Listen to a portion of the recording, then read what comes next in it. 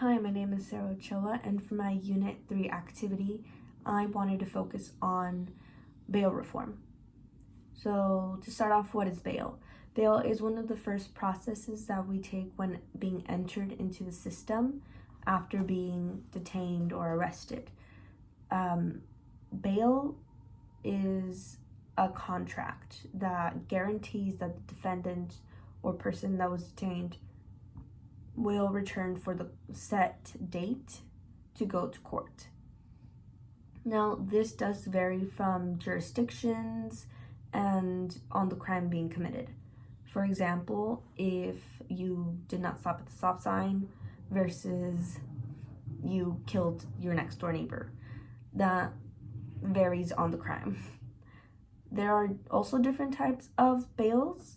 There are cash bails, property bail, and bond bail. These can again vary on the jurisdiction. The majority, however, include some sort of payment. This, unfortunately, is why we need bail reform.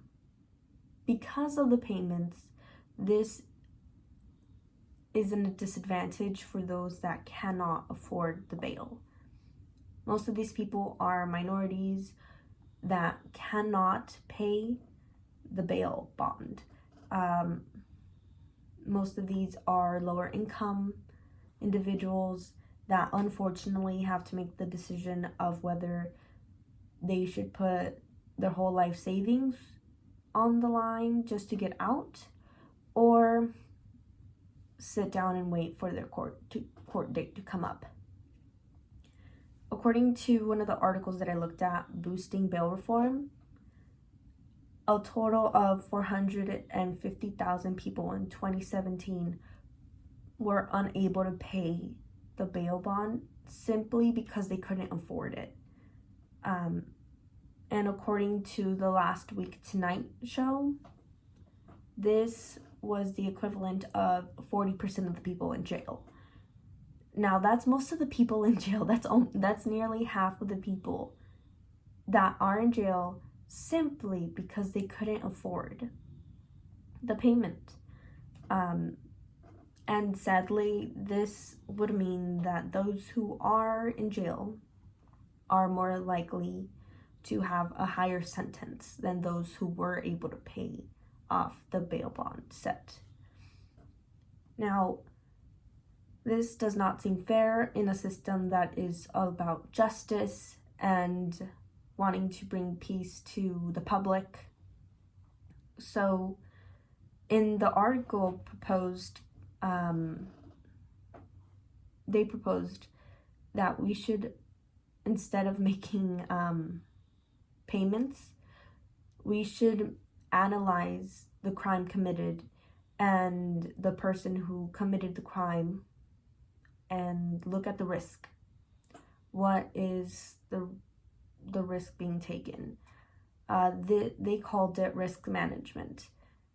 It's, again, when looking at the example of who didn't stop at the stop sign and who committed a crime. Those that did not make a stop at the stop sign can get a reminder to go to the court and go to the courthouse the next day, versus those that committed a murder. Those should be detained due to the risk assessment, the risk management. That makes more sense to me. Also, looking at the risk to self and the risk to others will greatly benefit not only the public, but also the individual, since they are not officially convicted of the crime. Sometimes they're innocent, sometimes they're not. We just don't know until the trial, right?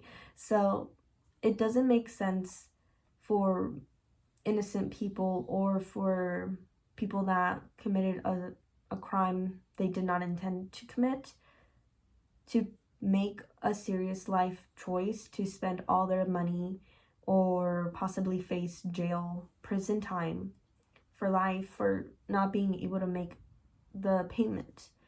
We should instead focus on the reform and find a different way, the risk management, the risk assessment way, and that would benefit us all in the long run.